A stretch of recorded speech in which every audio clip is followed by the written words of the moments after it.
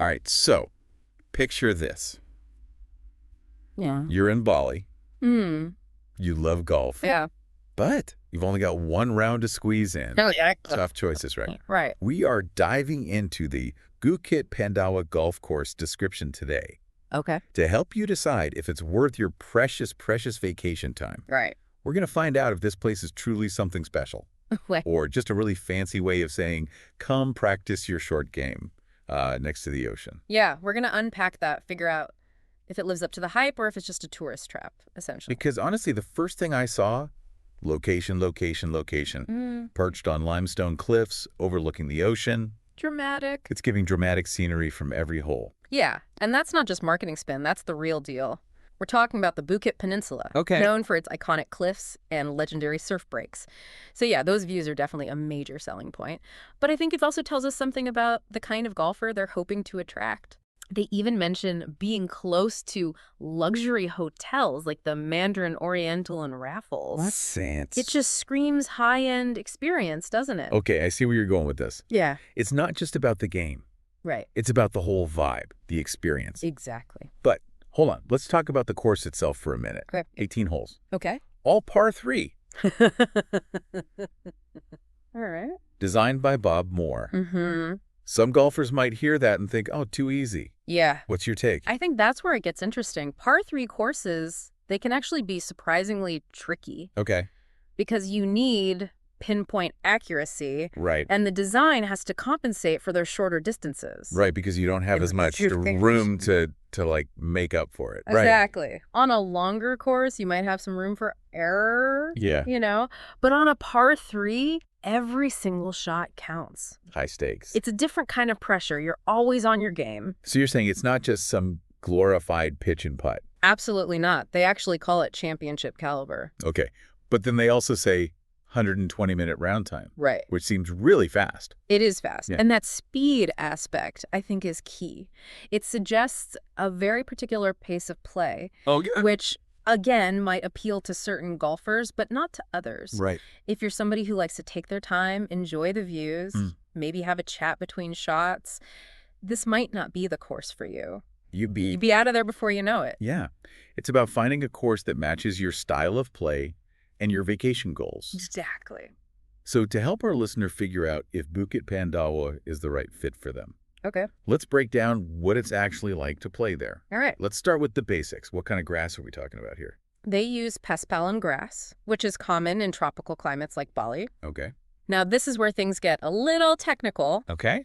but the type of grass can have a real impact on your game. Okay. Paspalum is known for being very durable, and it provides a very smooth, very true roll on the greens. Oh, it's good for putting, you're saying. Yeah. Because honestly, that's my weakness. Well, then that's a point in Bukit Pandawa's favor. Okay. But it's not just about the grass, right? The course description also mentions rock outcroppings and rustic architectural ruins. Wait, hold on. Are we talking like ancient temples here? They're definitely playing up the Bali aspect. I'll give them that. Okay. But you have to wonder, how do those features actually play into the course design? Yeah. Could they add an interesting layer of strategy? Yeah, like having to hit your shot around the crumbling archway. Exactly. Or using a rock outcropping to your advantage. Imagine having to shape your shot around something like that.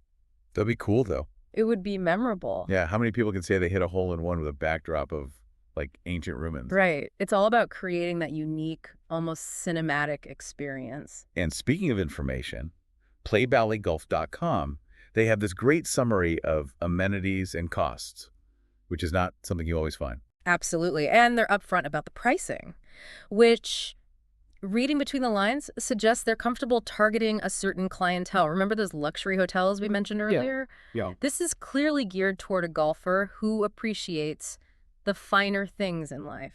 It's all adding up now. Right. Okay, so we've got the location, the potential for a challenging but scenic game, and this air of luxury. Yes. But is it worth the hype? Oh, good question. And more importantly, is it worth our listeners' limited time in Bali? That's the real question. We need to dig deeper on that one. Let's dive into that next. So we've established that Bukit Pandawa is going for a certain vibe, ocean views, luxury, maybe even a touch of ancient history. But how does that actually translate to the experience on the course? Well, that's the million-dollar question, isn't it? And one thing that jumps out is this emphasis on speed. They keep mentioning that 120-minute round time, Yeah. which even for a par 3 course seems quite fast. It does make you wonder, are they rushing people through to maximize profits? Or is there something else going on? That's a good point. It highlights this potential trade-off that we need to consider.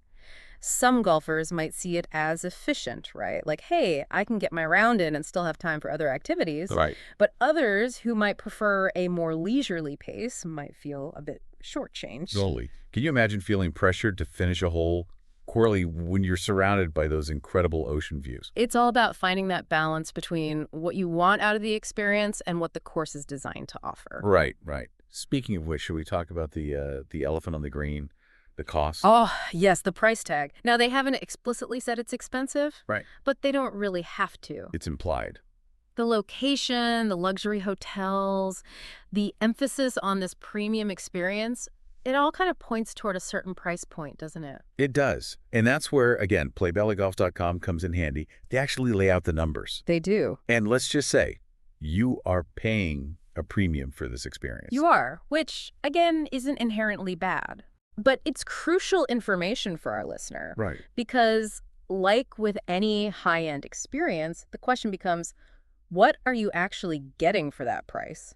What justifies that premium? Exactly. Because luxury can mean a lot of different things to different people, right? Yeah. Are we talking top-of-the-line facilities? Impeccable service, like complimentary massages between holes. Okay, maybe not the massages, but you get the idea. Yeah, I mean, it's all about understanding what that value proposition really is. Exactly.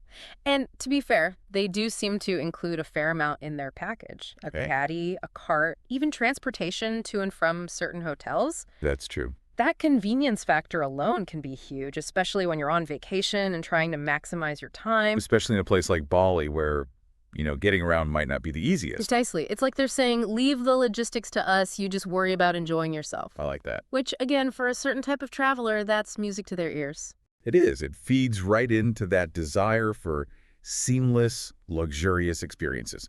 But even with all of that, we do have to acknowledge some potential drawbacks for our listener. Of course. Every course, no matter how stunning or luxurious, has its quirks. Right, exactly.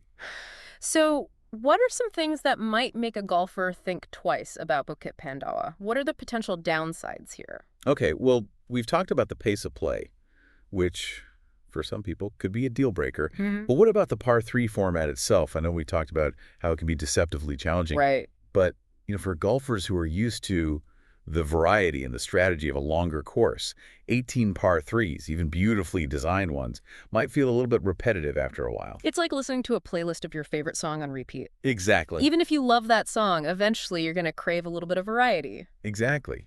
So if you're the type of golfer who thrives on those long drives, those strategic layups, Bukit Pandawa might not scratch that itch. You've hit the nail on the head.